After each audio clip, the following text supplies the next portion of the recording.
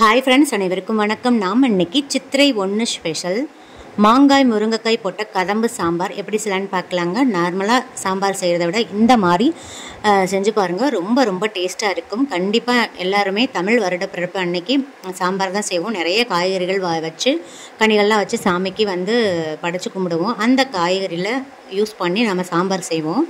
அந்த சாம்பாரில் முருங்கைக்காய் மாங்காய் கண்டிப்பாக இடம்பெறும். அந்த காய்கறியெல்லாம் வச்சு நம்ம சாம்பார் எப்படி டேஸ்ட்டாக செய்யலான்னு பார்க்கலாம். இந்த சாம்பாரை சுடு சாதத்தில் மிக்ஸ் பண்ணி கொஞ்சமாக நெய் ஊற்றி சாப்பிட்டிங்கன்னா செம்ம டேஸ்ட்டாக இருக்குங்க. வாங்க இந்த சாம்பார் எப்படி செய்யலான்னு பார்க்கலாம். அதுக்கு முன்னாடி நம்ம சேனலை சப்ஸ்கிரைப் பண்ணாத நண்பர்கள் ப்ளீஸ் சப்ஸ்கிரைப் பண்ணுங்கள், சப்போர்ட் பண்ணுங்கள். வாங்க இப்போ வீடியோக்குள்ளே போகலாம். சாம்பார் செய்கிறதுக்கு பாருங்கள், இந்த மாதிரி ஒரு பவுல் எடுத்துக்கோங்க. அதில் நான் 4 டேபிள் ஸ்பூன் துவரம்பருப்பு சேர்க்குறேங்க. அது கூடயே 4 டேபிள் ஸ்பூன் பாசிப்பருப்பு சேர்க்குறேங்க. பாசிப்பருப்பை நான் ஆல்ரெடி வெறும் வானிலையில் ட்ரையாக பொன்னிறமாக வறுத்து எடுத்து வச்சுருக்கேங்க. பாசிப்பருப்பை நம்ம வறுத்து சேர்க்குற பட்சத்தில் சாம்பார் நல்லா வாசமாக இருக்குங்க. ஸோ கண்டிப்பாக நீங்கள் வறுத்து சேர்த்து வச்சுக்கோங்க. எப்பயுமே நான் பாசிப்பருப்பை வறுத்து ஸ்டோர் பண்ணி வச்சுக்குவேங்க. அந்த மாதிரி தான் நான் எல்லாத்துக்குமே யூஸ் பண்ணிப்பேன். நீங்கள் வறுத்த பாசிப்பருப்பு 4 டேபிள் ஸ்பூன் எடுத்துக்கோங்க. நான் செய்கிற அளவு பார்த்தீங்கன்னா 4 பேர் இருக்கிற ஃபேமிலி தாராளமாக சாப்பிட்லாங்க. இப்போ இதை தண்ணி ஊற்றிட்டு நல்லா 2 டைம் வாஷ் பண்ணிடுங்க. வாஷ் பண்ணிவிட்டு குக்கரில் சேர்த்துருங்க. இதை குக்கர்லேயே டைரெக்டாக போட்டுக்கலாங்க. நான் உங்களுக்கு தெளிவாக காமிக்கிறதுக்காக பவுலில் சேர்த்து காமிச்சிருக்கேன். இப்போ குக்கரில் கழுவி சேர்த்தாச்சு. இந்த பருப்புலாம் மூழ்கிற அளவுக்கு 2 கிளாஸ் தண்ணி சேர்த்துக்கோங்க. ரொம்ப அதிக அளவு தண்ணி ஊற்றாதீங்க. இந்த மூழ்கிற அளவுக்கு தண்ணி ஊற்றினா போதுங்க. இப்போ இது கூடயே 5லிருந்து 6 பூண்டு பல்ல சேர்த்துக்கோங்க. அப்போ தான் வாயுத்தொல்லை நெஞ்சரிச்சல் போடுற ப்ராப்ளம்லாம் இல்லாமல் இருக்குங்க. நெக்ஸ்ட்டு பாருங்கள், இது கூடயே 2 டீஸ்பூன் நல்லெண்ணெய் சேர்த்து விட்ருங்க. நீங்கள் எந்த குக்கிங் ஆயில் வச்சுருந்தனாலும் அதை யூஸ் பண்ணிக்கலாங்க. இந்த மாதிரி எண்ணெய் சேர்த்து இந்த பருப்பை வேக வைக்கிற பட்சத்தில் பருப்பு நல்லா மலர்ந்து சீக்கிரமாக வெந்து கிடச்சிருங்க. இப்போ இதை மூடி போட்டு க்ளோஸ் பண்ணிவிட்டு மீடியம் ஃப்ளேமில் வச்சு ஒரு 2 விசில் விட்டுருங்க. 2 விசிலே நல்லா மலர்ந்து வெந்துருங்க. இன்கேஸ் நீங்கள் ஓப்பன் பண்ணி பார்த்து வேகலைன்னா 2 விசில் எக்ஸ்ட்ரா விட்டுக்கோங்க. பாருங்கள், நான் இன்றைக்கி ஒரு பெரிய முருங்கைக்காயை கட் பண்ணிவிட்டு அந்த தோலை பகுதியை ரிமூவ் பண்ணிவிட்டு வச்சுருக்கேங்க. கொஞ்சம் கொஞ்சமாக அந்த தோலில் நீக்கிட்டு வச்சுருக்கேன். நெக்ஸ்ட்டு மாங்காய் எடுத்திருக்கேன், கத்திரிக்காய், கேரட்டு, அவரைக்காய் எடுத்திருக்கேன். நெக்ஸ்ட்டு பீன்ஸ், அப்புறம் உருளைக்கிழங்கு, ஒரு முள்ளங்கியை தோலெல்லாம் நீக்கிட்டு ரவுண்டாக கட் பண்ணி வச்சுருக்கேங்க. நல்லா ஒரு பெரிய சைஸ் பழுத்த தக்காளி எடுத்து கட் பண்ணி வச்சுருக்கேன். நெக்ஸ்ட்டு 10 சின்ன வெங்காயம் அப்படியே முழுசாக தோல் உரித்து வச்சுருக்கேங்க.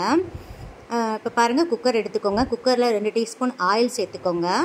ஆயில் சேர்த்துட்டு எண்ணெய் காயவும் நம்ம எடுத்து வச்சுருக்கிற காய்கறிகள்லாம் சேர்த்து வதக்கிடணுங்க. மாங்காவை தவிர மற்ற எல்லா காய்கறிகளையும் சேர்த்து விட்ருங்க. முருங்கைக்காயை கட் பண்ணிவிட்டு அந்த மேலே இருக்கிற தோல் பகுதியை நீக்கிட்டு வதக்குனா மட்டும்தாங்க கசப்பு சுவை இல்லாமல் இருக்கும்.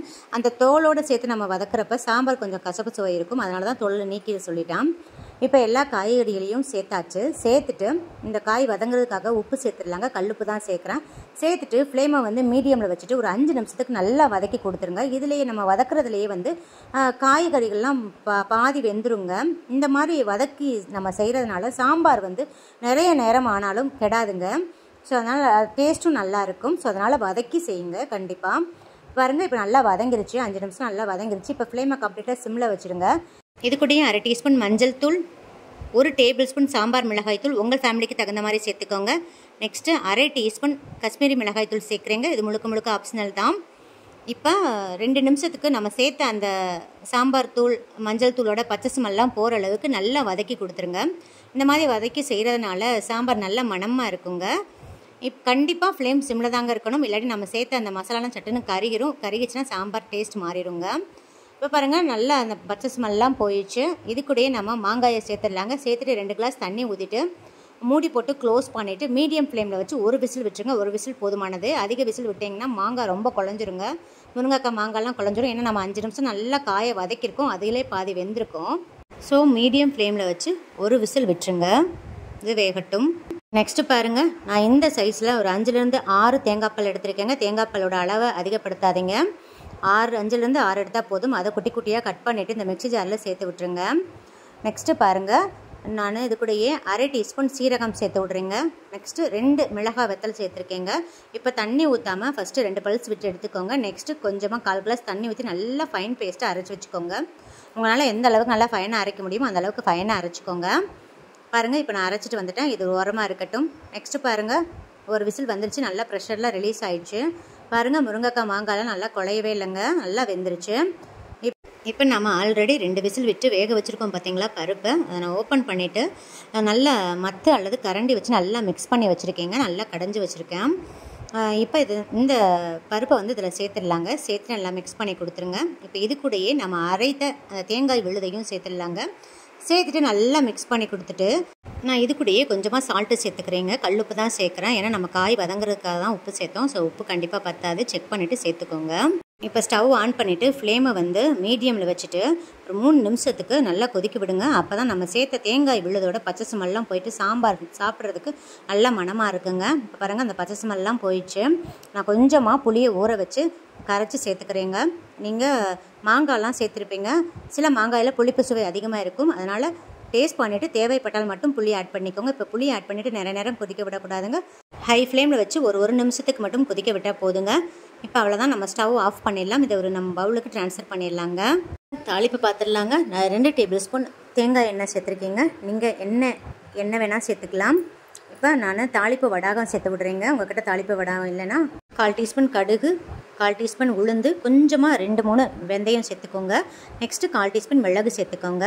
நான் இன்றைக்கி தாளிப்பு வடாகம் மட்டும் தான் சேர்க்குறேன். இது கூடயே 1/4 டீஸ்பூன் சீரகம், 1/4 டீஸ்பூன் சோம்பு சேர்க்குறேங்க.